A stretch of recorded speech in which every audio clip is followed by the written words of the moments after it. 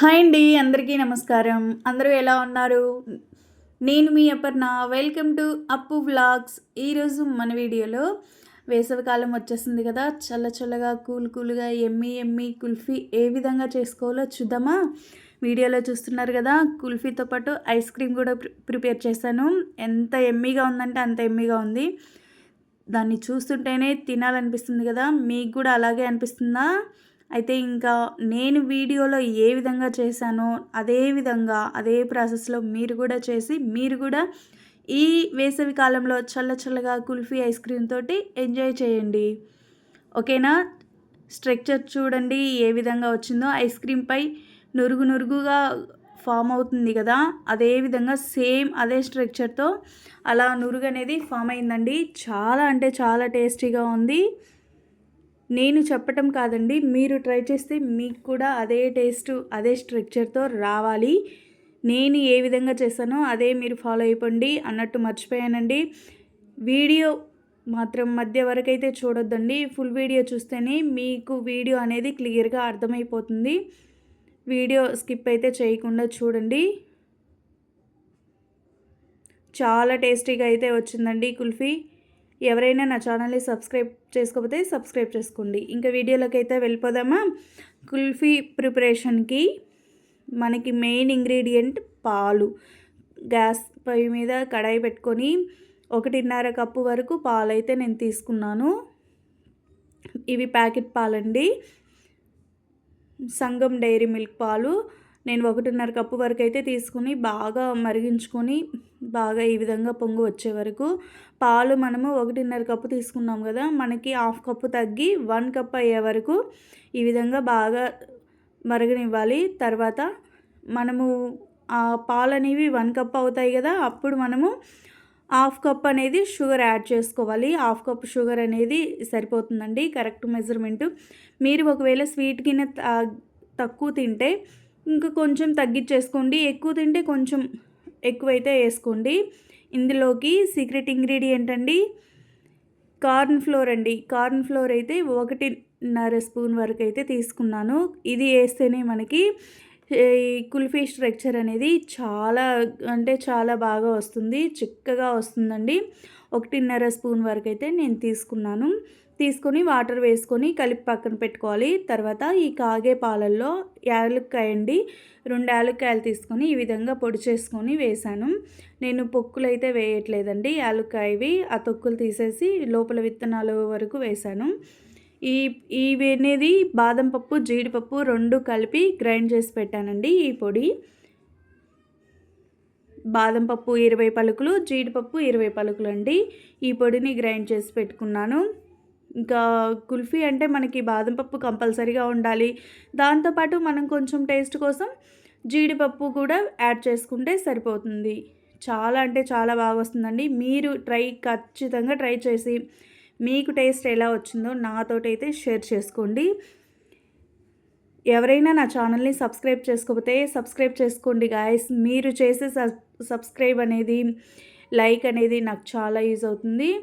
ఆ బాదం పప్పు పొడి వేసి మరిగించుకున్న తర్వాత మనం ముందుగా కలిపి పెట్టుకున్న కార్న్ ఫ్లోర్ అయితే వేసుకొని కలుపుకోవాలి.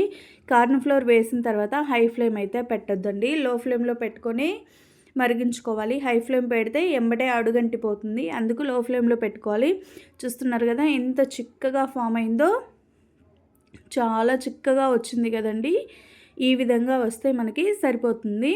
ఇప్పుడు దీంట్లో నేను ఎక్స్ట్రా టేస్ట్ కోసం కొబ్బరి తురుము అనేది కొంచెం యాడ్ చేసుకున్నాను. నేను ఎక్కువైతే వేయట్లేదండి, ఓన్లీ 1 స్పూన్ వరకు అయితే వేసాను. కొబ్బరి తురుము మనము బయట తినే కుల్ఫీలలో కొబ్బరి అక్కడక్కడ తగులుతుంది కదా, మనకి ఆ ఫ్లేవరు ఆ టేస్ట్ రావడానికి నేను కొబ్బరి తురుము అయితే యాడ్ చేశాను. మీ ఆప్షన్ అండి, మీకు నచ్చితే యాడ్ చేయండి లేదా స్కిప్ చేసుకోండి. తర్వాత ఆ మిశ్రమాన్ని అంతా బాగా చల్లారిన తర్వాత గ్రైండ్ చేసుకోవాలి. మిక్సీ జార్ తీసుకొని అందులోకి ఈ పాల మిశ్రమాన్ని అంతా వేయాలి. ఈ విధంగా వేసుకొని బాగా మెత్తగా గ్రైండ్ చేసుకోవాలి. చూసారు కదా, ఇది గ్రైండ్ చేసింది ఇలా మళ్ళీ అదే బౌల్లోకి తీసుకుంటాము. తీసుకున్న తర్వాత చూడండి, ఇందాక మనం బాదం పప్పు ఎక్కువ కనిపించింది కదా, ఇప్పుడు అట్లా కనిపించట్లేదు చూడండి. నురుగు కూడా బాగా ఫామ్ అయింది. తర్వాత ఇవి కుల్ఫీ మోల్స్ అండి. ఇవి మనకు నేనైతే ఆన్లైన్లో తెప్పించుకున్నాను. ఇప్పుడు మనకి సూపర్ మార్కెట్లలో డీమార్ట్లలో ఇట్లా షాప్లలో కూడా దొరుకుతున్నాయి. ఈజీగా దొరుకుతున్నాయి. వీటి కోసం పెద్ద కష్టపడాల్సిన అవసరం కూడా లేదు. ఈ మోల్స్ని ఒకసారి 2 సార్లు కడిగి శుభ్రంగా చేసుకున్న తర్వాత ఇందులో మనం తయారు చేసి పెట్టుకున్న ఈ కుల్ఫీ మిశ్రమాన్ని అయితే వేసుకోవాలండి. ఈ విధంగా వేసుకున్న తర్వాత ఒకసారి దీన్ని పైకి కిందికి కొట్టండి. అంటే నేలకి గట్టిగా అద్దిరేటట్టు కొట్టండి. ఎందుకంటే ఏమన్నా చిన్న చిన్న గాలి బుడగలు లాంటివి ఏమన్నా ఉన్నా అవి అనేవి బాగా క్లియర్ అయిపోతాయి. ఇలా వేసుకున్న తర్వాత బాదం పప్పు జీడిపప్పు పొడి ఉంది కదా, అది కూడా దానిపైన వేసుకొని పక్కన పెట్టుకోవాలి. తర్వాత మిగిలిన మిశ్రమాన్ని నేను ఐస్ క్రీమ్ లాగా సేమ్ అదే టేస్ట్ అండి. కాకపోతే ఇది స్పూన్తో తింటాము, అది పుల్లతో తింటాము. అంతే ఐస్ క్రీమ్ లాగా నేను ఒక బౌల్లోకి అయితే తీసుకున్నాను. దీనిపైన కూడా జీడిపప్పు బాదం పప్పు పొడి అనేది ఈ విధంగా వేసి నేనైతే డీప్ ఫ్రిడ్జ్లో 5 మీద పెట్టి వదిలేసానండి. ఒక 6 అవర్స్ వరకు అయితే ఉంచేసాను. ఇప్పుడు ఎలా వచ్చాయో చూద్దామా. నేను 3 కుల్ఫీలకైతే పుల్లలైతే కూర్చానండి. ఆ క్లిప్ అనేది మిస్ అయిపోయింది. చూసారా ఎంత బాగా వచ్చిందో కదా కుల్ఫీ. మనకి బయట టేస్ట్ కంటే చాలా కమ్మగా వచ్చిందండి. బయట ఏమేమి వేసి చేస్తారో మనకు తెలియదు. అందుకని మన పిల్లలకి మన చేతులతో ఇలా హెల్తీగా చేసి పెడితే ఆ హ్యాపీనెస్ అనేది వేరుంటుంది కదండి.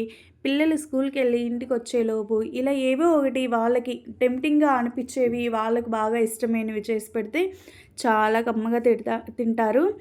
ఇవి నేను చేశానని తెలిసి మా పిల్లలు స్కూల్ నుంచి రావటం వెళ్ళి ఫ్రిడ్జ్లో చూసుకుంటారండి.